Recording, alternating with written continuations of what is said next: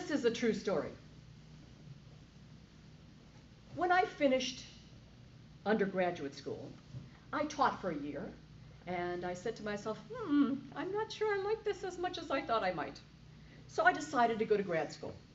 Now, the only error that I made was I decided to do it in theater. A master's degree in theater and $20 will give you $20, truthfully. But it really was an interesting thing, and I learned so much about theater. And later when I went back to teaching, I have directed more plays than I care to count, and I've been in more plays than I care to count. And all of that is a wonderful thing to do. So don't misunderstand. The story is a difficult story, and it did happen at Case Western Reserve in a classroom for theater.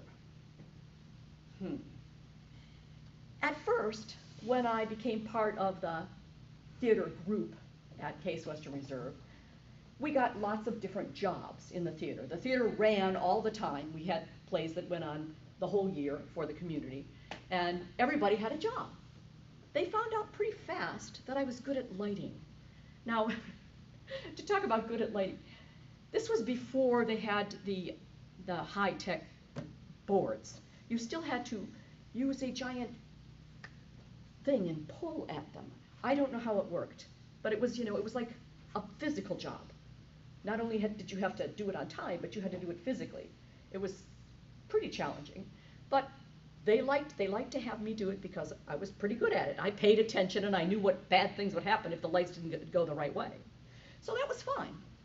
And everybody sort of, gave me a little space for that skill, which was nice. But one day I was in an acting class, and we were doing some exercises. Actors do all kinds of different interactive things with one another.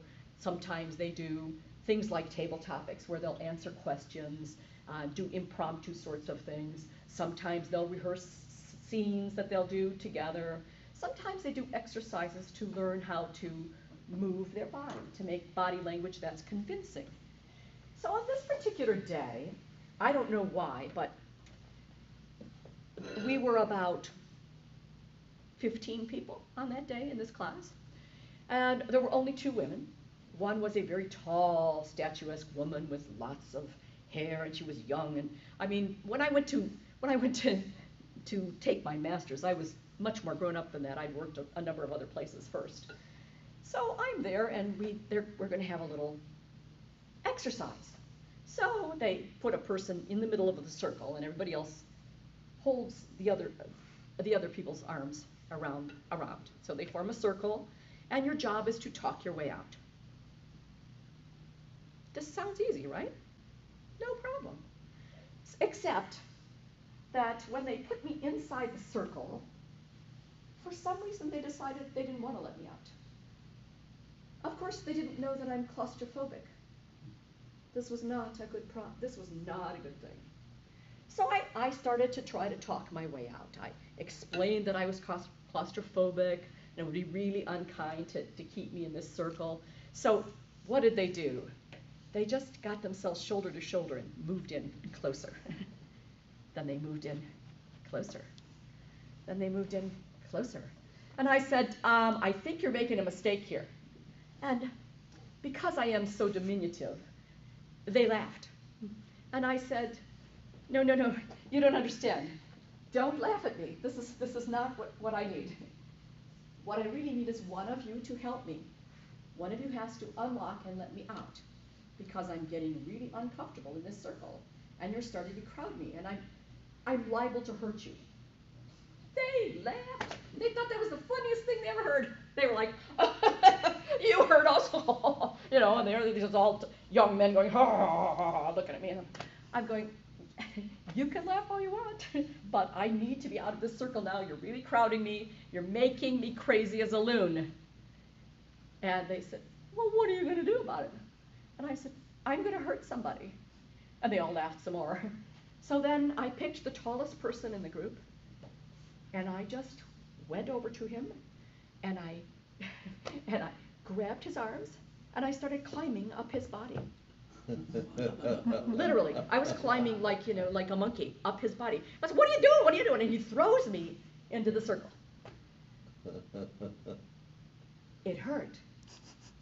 This made me angry. Before I was just anxious. Now I was angry. This was not a good idea. Normally, I mean, yes, I have 2 older brothers, and yes, you know, I grew up in Cleveland. It's a tough town. Gotta tell you, it's a tough town. But they really, I'm not proud of this story. I really am not, because it went on for quite a long time. And the teacher was right there. The teacher was right there, laughing his head off, thinking this was the cutest thing he ever saw. And I thought, this is not good. No one's going to take me seriously forever in this department. I'll end up running the lights the whole time, which actually is what happened. I was cast in a play at Case Western Reserve in my graduate school career one time because they needed somebody to sing. And I sing. They didn't have anybody else who could sing. And I knew that I had been cast only to sing because I was on stage all of 5 minutes and I sang a song. But as they closed in more and more, I got more and more anxious, and I decided I was going to get out of that circle no matter what. So I didn't beat up on the same guy again. I found another guy who was laughing his head off, and I just climbed right up over him. I kicked him in the shins. I kicked him several other places that I won't mention, and I got out. And all the guys in the group said, well, wait a minute, what do you do that for? What, you know what? I said, look, I told you what this was a problem for me. Did I not explain? Did you not understand? And the moral of this story is actually, don't push me too hard.